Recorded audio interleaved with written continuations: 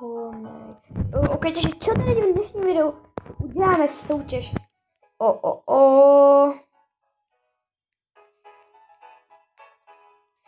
Dneska si uděláme soutěž o asi 3 triliony těch peněz.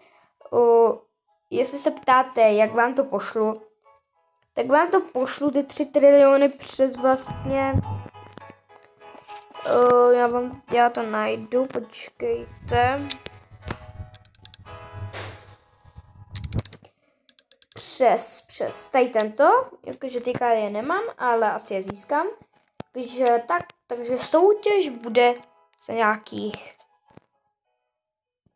14 dní, jo?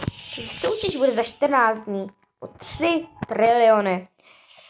Já teďka mám 143 trilionů, takže o 3 triliony.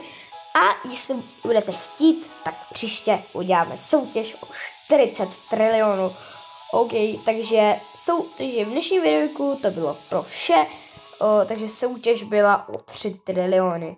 Takže pište vaše niky a zatím čau!